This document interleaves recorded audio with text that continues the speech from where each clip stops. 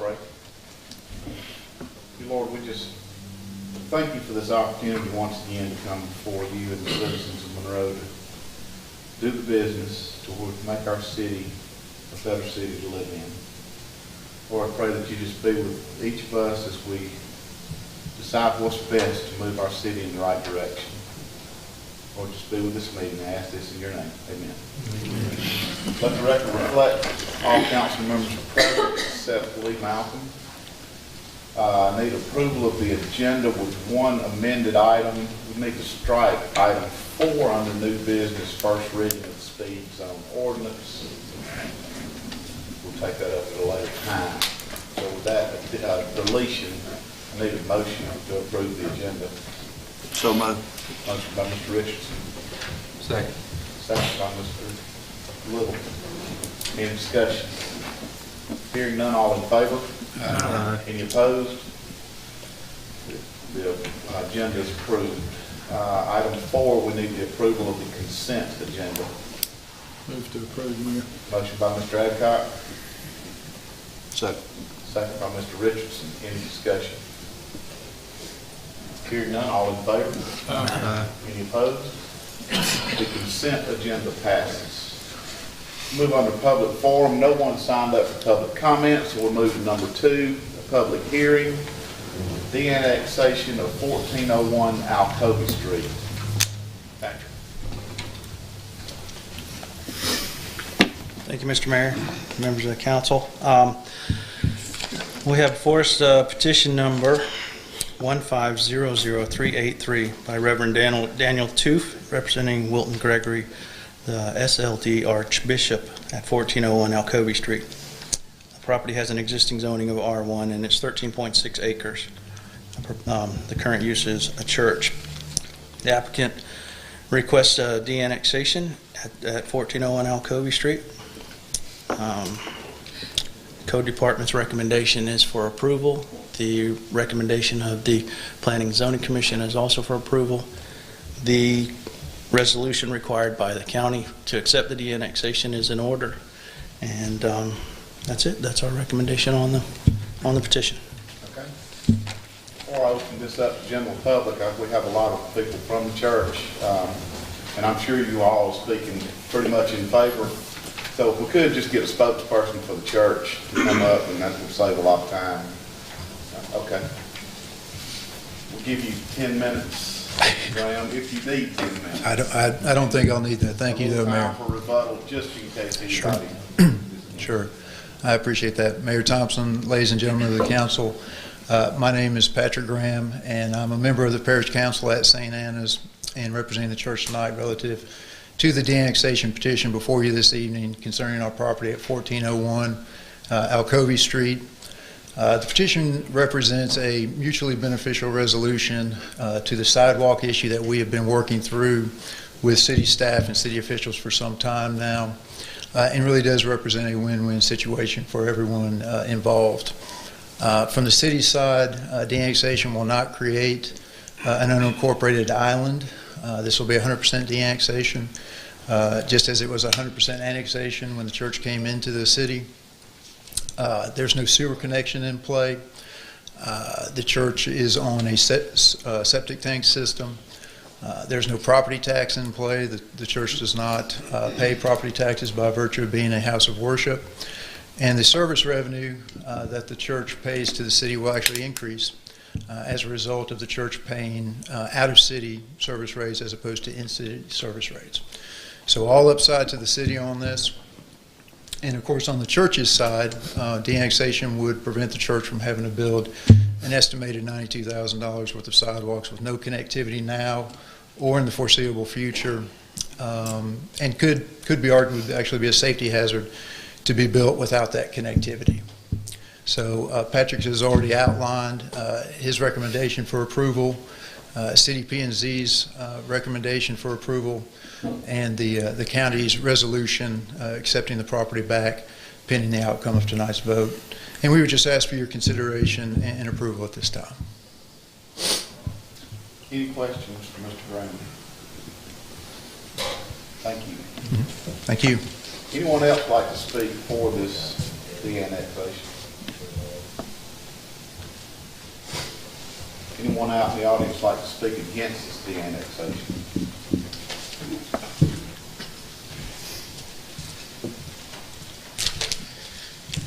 By now, everybody knows who I am, but for the record, my name is Patrick Kaminsky. I live at 824 Fairway Drive. I guess it's the battle of the Patricks tonight. Patrick for the city, and Patrick for the church, and Patrick for the people, which basically is the city. I think of this as more of a divorce tonight than a de-annexation. 1951, somebody in Athens decided they needed a church over this way.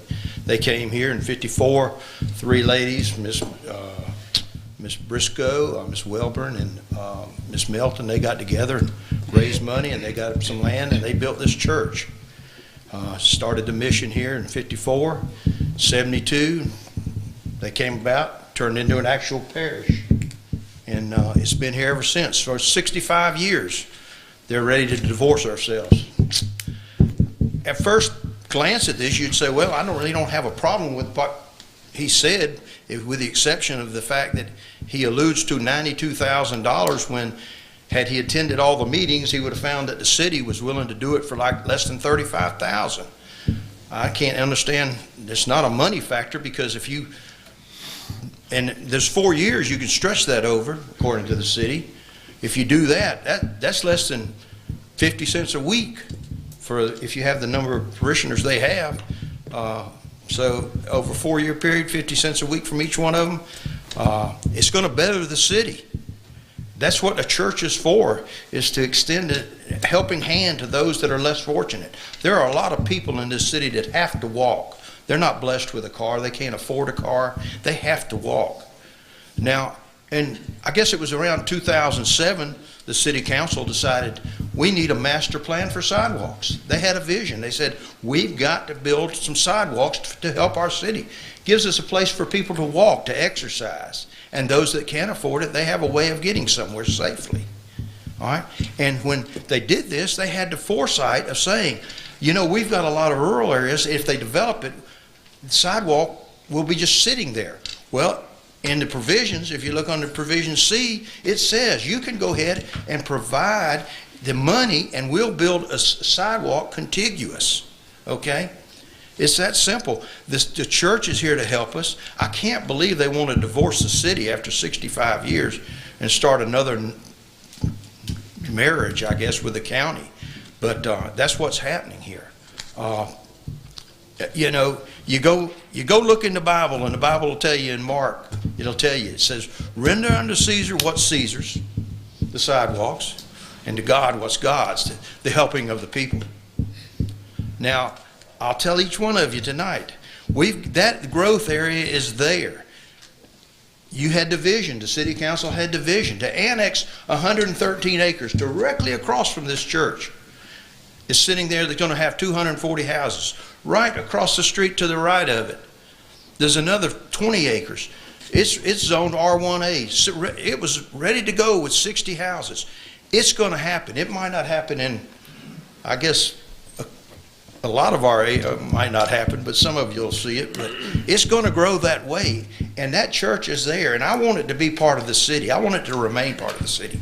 We're not talking about money. God never asks for money. If he wants it, he'll take it.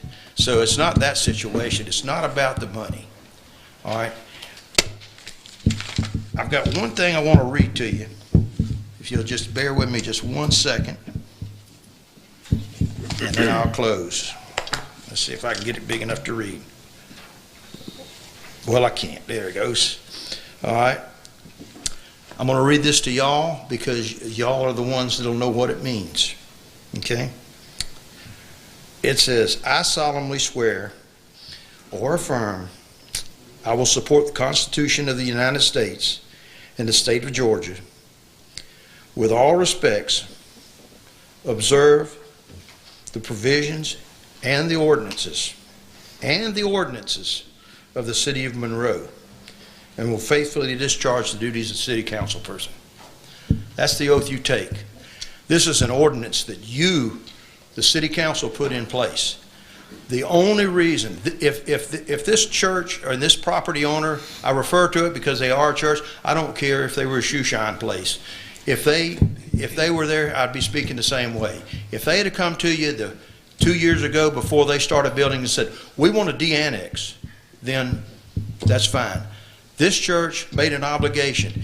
They wanted to be in that building by July the 4th. They came to the city. The city at that point said, we can't give you a certificate of occupancy because the sidewalks are not there. You knew they had to go in. Your contractor knew they had to go in, and they need to be there. We can't give it to you. And the church, in all honesty, said, we're an honest group of people. We can be trusted. And if we can be trusted, then we will do what is right. We will build that sidewalk. And now, all they're saying is, no, they knew it had to be happening because they came and asked for a variance. And you did your duty then. You said, no, there's no variance. We need that sidewalk in our city. If not there, closer in, to give our people a place to walk. You here tonight are representing the people. We're not here to represent one organization. We're representing the whole town. And I ask you tonight to deny this annex. Thank you. Any questions? Thank you. Anyone else like to speak against the annexation? Okay, hearing none, Graham, I'll give you a chance to rebut if you'd like to say anything.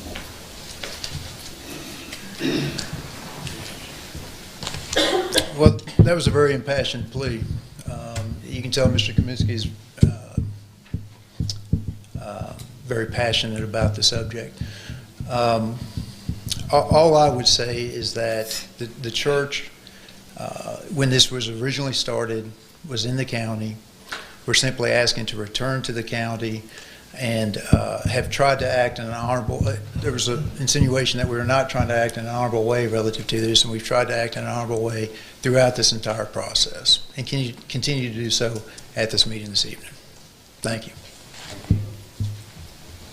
All right. Close public hearing. Bring it before council.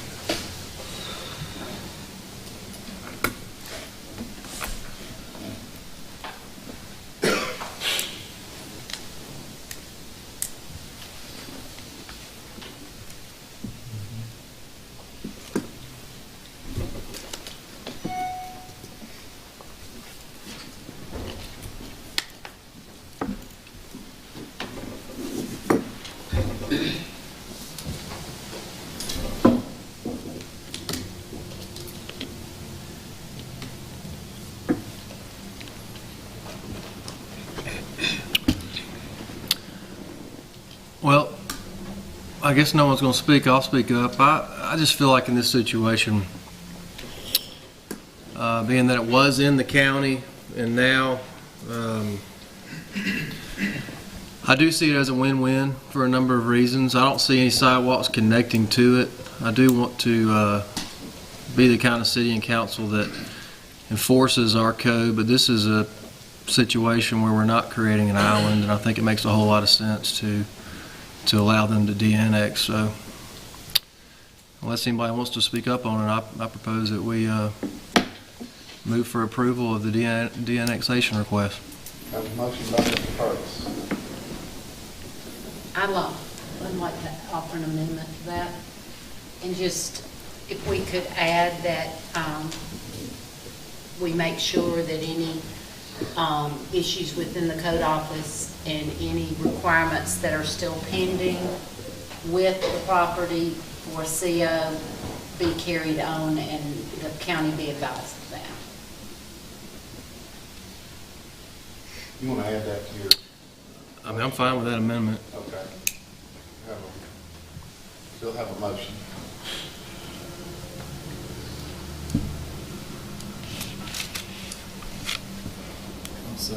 We have a second by Mr. Adcock. Any more discussion? I'm just really struggling with this, and I'll tell you the reason. We've got two items on the agenda tonight, this being one of them, where commitments were made earlier to provide some type of infrastructure for the city. And now legal loopholes, if you will, or whatever, are being done to try to not fulfill a commitment that was made earlier. I think the commitment was made prior to construction. The commitment was made with the understanding that this is necessary for approval, and construction went ahead without it. And I just have a problem when financial considerations take precedent over people's or organizations' commitments to do the right thing. So that's my thoughts on it. I struggle with that. If somebody don't want to be in the city, then I understand maybe they shouldn't be. You know, I mean, from a de-annexation standpoint, I just have trouble with people making commitments and then finding reasons not to fulfill them. Any more comments? I kind of want to piggyback off what Mr. Bradley said. I actually did talk to a couple of people about the same things he's actually saying. To me, it just seems like, and I don't really know anyone from the church, but it seems like the church wanted de-annexation because of the fact that they don't want to put the sidewalks in. And I would hate to think that a church of that magnitude would be worried about. And from my understanding, that he said 92,000, but from my understanding, it's much less than that. And they gave you all the opportunity to do this over years, not to do it all at one time, but to actually do it over a time frame of 4 or 5 years. And to me, some type of obligation need to be upheld as far as to what they agreed to do. I don't think that they should walk out of here without doing some type of obligation when they actually put it in black and white that they agreed to do this at first. We need to hold people accountable for what they're saying they're going to do. Like Mr. Bradley said, we got something else on the agenda today. I would hate to think that we do something for one group and wouldn't do it for the next group. That's my concern with what they're actually asking for tonight. And if things need to be looked into a little further to give everybody a real opportunity to go back and see what's the reason behind the de-annexation, because from my point of view, I see it simply as they just don't want to pay to do the sidewalk. And to me, that's not a reason for you to de-annexation a church. Any more comments? Okay, we have a motion and a second on the floor. All in favor? Just need to show of hands. All in favor? Mr. Richardson, Mr. Adcock, Mr. Malcolm, Mr. Fergus, Mr. Little. All opposed? Mr. Bradley, Mr. Garrett, Ms. Crawford. 5-3, motion carries. All right, item number 1 under new business. Application beer and wine package sales, All Star. The application is in order, Mayor. All right, it's property, it's a business owner here. Yes. Okay. We need a motion for beer and wine package sales. So moved. Motion by Mr. Richardson, Second. second by Mr. Purvis. Any discussion? Hearing none, all in favor? Aye. Any opposed? That passes.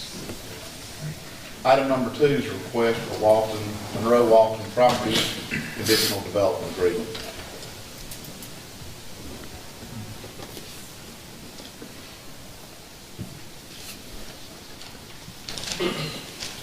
Mayor, I could just briefly touch on that. I know I'm sure there was some discussion last week in my absence, but again, the Bakers have asked that we amend the agreement and allow them to not install the sidewalks and the lighting on Georgia Avenues.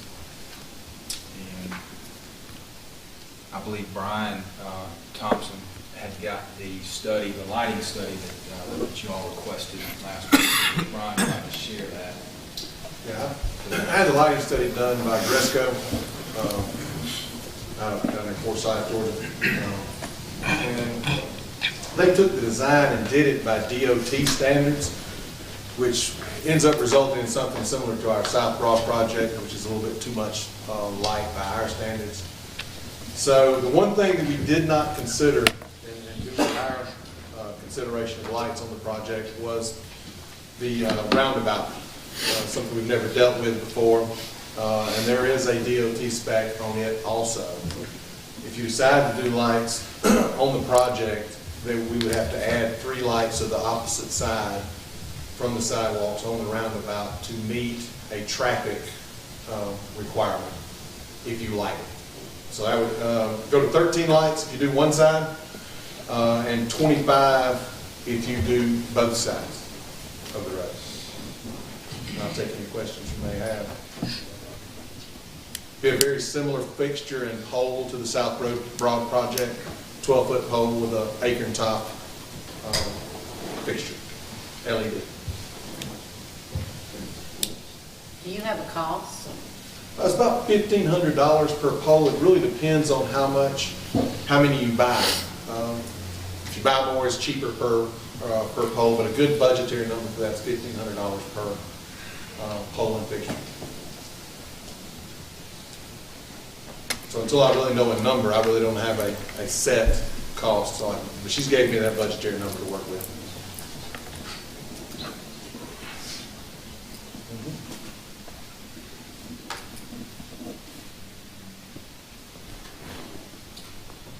Anybody have any questions or comments?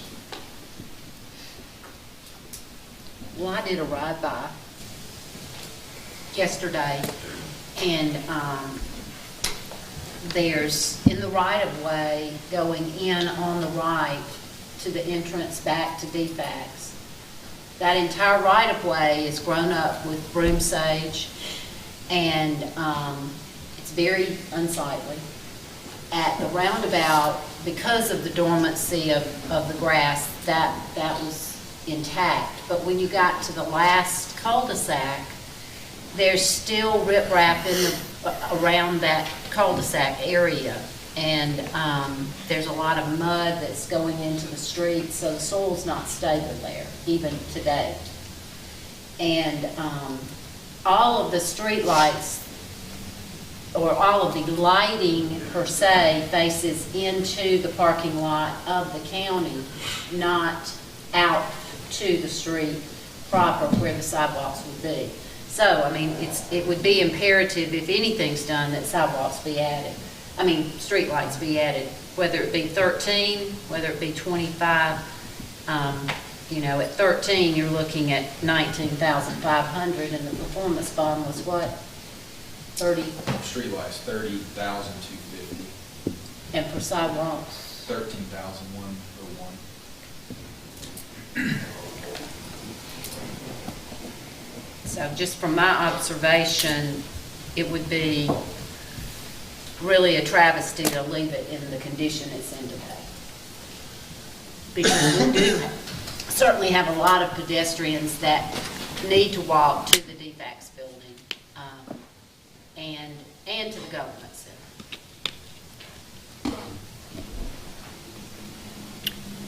My question would be, there's a lot of written document here, but at the same time, it seems like these documents don't mean a thing. If people can agree to do this, and when they decide they don't want to do it, take the notion to come back, and for us to approve them not want to spend the money, basically it boils down to the same thing with the church. If they have agreed to actually do this, then I feel like they need to be responsible for actually doing what they agreed to do.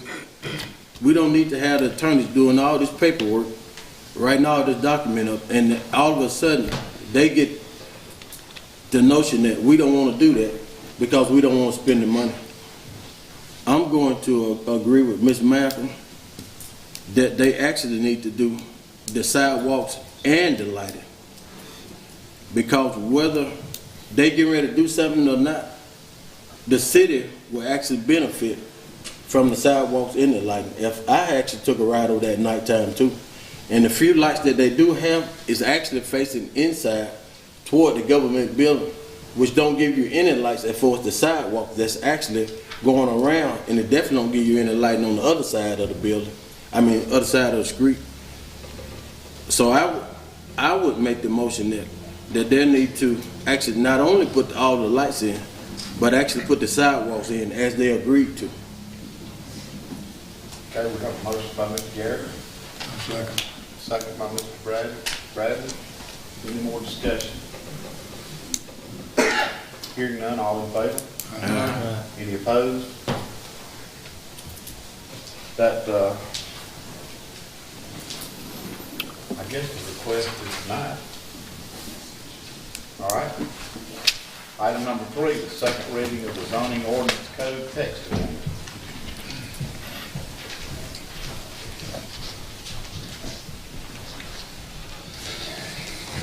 Thank you, Mayor. This is an ordinance to amend the zoning ordinance of the City of Monroe, Georgia. The Mayor and Council of the City of Monroe, Georgia hereby ordain as follows. The zoning ordinance of the City of Monroe, officially adopted June 10, 2014, and effective July 1, 2014, as thereafter amended, is hereby amended by implementing the text amendments and changes outlined and identified in particular detail on Exhibit A, which such exhibit is incorporated herein by reference.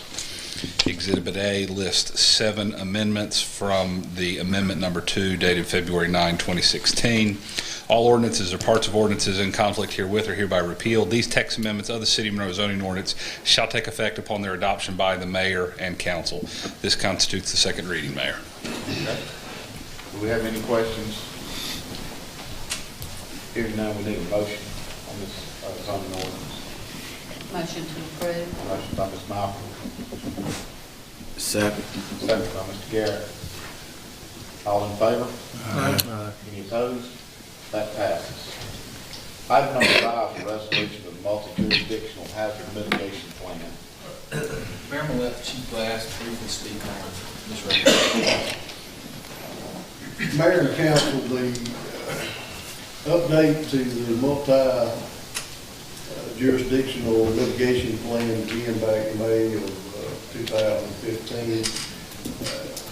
They got a product done in September 2015. We've had both fire and police representation at all the meetings that were conducted. The major changes from 2009 to now is they've added language as it relates to terrorism related to technology, transportation of technology hazards, communication failures related to technology hazards. The one item noteworthy to me was on page 149. A part of this update will require the City of Monroe as well as the rest of the municipalities to do a continuation of operations plan for the City of Monroe. Would give us a time frame of 24 months to complete that. I think we could pretty much do that with in-house staff. My recommendation would be that we set or approve the plan update. Any questions? About a 267-page document. I'm sure you've read it all. I've regurgitated it 2 or 3 times. All right. Mr. Rosendahl. Thank you, Mayor. This is a resolution of the City of Monroe concerning the Walton County Hazard Mitigation Plan update for 2015 to 2020. Whereas Walton County and its municipalities recognize that it is threatened by a number of different types of natural and man-made hazards that can result in loss of life, property loss, economic hardship, and threats to the public health and safety. And whereas the Federal Emergency Management Agency, FEMA, has required that every county municipality have a pre-disaster mitigation plan in place and requires the adoption of such plans in order to receive funding from the Hazard Mitigation Grant Program. And whereas a hazard mitigation plan is a community's plan for evaluating hazards, identifying resources and capabilities, selecting appropriate actions, and developing and implementing the preferred mitigation actions to eliminate or reduce future damage in order to protect the health, safety, and welfare of the residents in the community. And whereas the Walton County Hazard Mitigation Plan Update 2015 to 2020 has been prepared in accordance with FEMA requirements at 44 CFR 201.6, and whereas the plan will be updated every 5 years, now therefore be it resolved by the mayor and council of the City of Monroe each in their respective meetings that, number one, the Walton County, Georgia, the municipalities Monroe, Social Circle, Loganville, between Walnut Grove, Good Hope, and Jersey have adopted the Walton County Hazard Mitigation Plan Update 2015 to 2020. And whereas number two, it is intended that the plan be a working document and is the first of many steps towards improving rational long-range mitigation planning and budgeting for Walton County and its municipalities. So approved this 9th day of February 2016. That is a resolution, Mayor. Thank you. Any questions? Need a motion? Move to approve. Motion by Mr. Little. Second by Mr. Adcock. All in favor? Any opposed? That passes, and I hope we never have to use it. Item number 6 is health insurance renewal. Thank you, Mr. Mayor. All right, you have before you the annual health insurance renewal. And once again, we've partnered with the Covenant Services Group as the incumbent for this renewal. Tonight I've invited Mr. Jim Blue with the Covenant Services Group, and just a little background before he does a little presentation for you. Basically what we're doing is just doing a reinsurance of our self-insurance plan to hedge against maximum costs. As such, we've seen a little bit more decrease since the last time we discussed this at the previous meeting. Secondly, we have the wellness plan in place. So what we're going to do is, after we do this renewal, we'll take the data back and then we'll set our health insurance premiums within the next month. As such, we have what's called the wellness spread, which you're all aware of, where it's basically the value of your wellness points that you get through wellness coaching and other initiatives that affect your premiums. So what we're going to do for this next plan year is increase that slightly, increase that spread or that value just slightly from 20-30 spread to 25-30 spread. Basically, that just means that if you get all your points on your wellness coaching and wellness initiatives, your premiums will not be affected. If you do not get all of your points, you'll see a slight increase once we go through and set those premium rates. But we'll be sure to distribute that to the council and employees within the next few weeks so that we have open enrollment sometime in March, and then this plan will take effect on April 1st, 2016. I'll turn it over to Mr. Jim Blue. Thank you. Well done. Mr. Mayor, Council, good evening. For those of you who don't know me, I'm Jim Blue, and I'm the president of Covenant Administrators, which is your third-party administrator for your plan, which is a self-insured plan. I apologize. Let me start by saying I apologize for not being here last week. There was some confusion on my part, and I apologize to a number of you already, but I'm here tonight with good news. I think last week you were looking at about a 4.7, 4.6% decrease over your current numbers. The carriers come back, we're now at an overall decrease of 5.7% in your maximum plan cost. Not something you typically see. We've had a couple of very good years. I think that a lot of that comes from the commitment of the city to really get behind and push the value of that on-site primary care clinic. That's been phenomenal from an overall service standpoint, so well done from that perspective. We do have a couple of outliers. We have several individuals, obviously I can't discuss them in a public forum, that because of their claim potential, that the city does take some additional liability for those two individuals.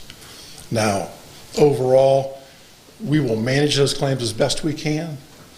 Ultimately, the claims are going to be what the claims are going to be. But the max cost has been capped at 5.76% on a decrease over your current numbers. So that's kind of short and sweet. I know you had some background last week, but these are the numbers that the incumbent has come back with. Candidly, we have some other folks who are looking at the proposal as well, and we may be able to drive those numbers down a little bit further. But I had to have something for tonight's meeting, and the incumbent gave us the 5.76% decrease.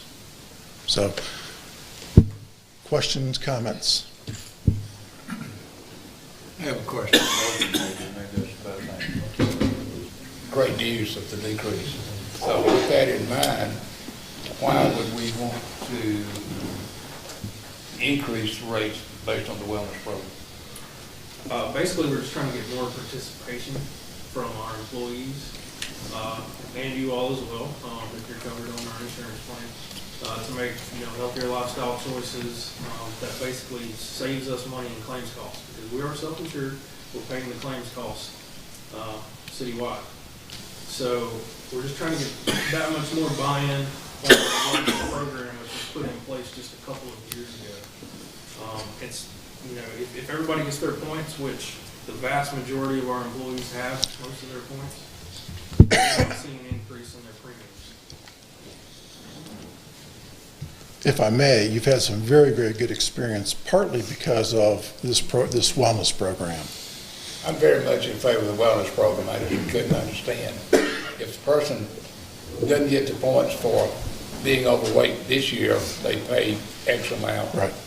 If they're still overweight next year, the same amount, they would pay an increased amount. Not necessarily. What you just Not necessarily, because you can still get back your points. No, what I'm saying, if you don't. If you don't, then you may pay A difference, an increased amount. A slight amount, yeah, just a slight amount. All we're doing is changing basically the value of those wellness points from, let's say, 5% in this current plan year to 6% in the next plan year. So it's a very slight increase. By increasing that differential, you're encouraging greater participation in that wellness program because they're going to get their discounts. And if they choose not to, then they're going to end up paying a little bit more. In the points from last year to this year, did the BMI go up or down? Or did it stay the same? I believe it stayed the same, didn't it? Yeah. Really nice.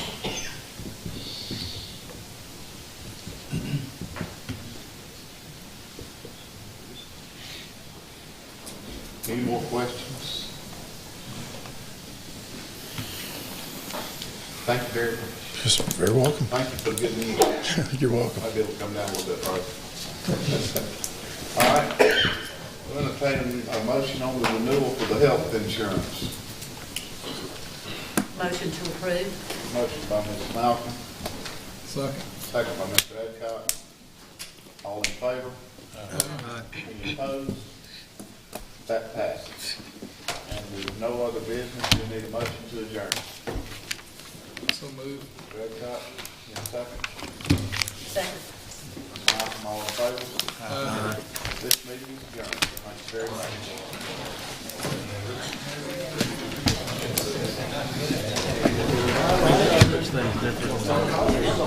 much.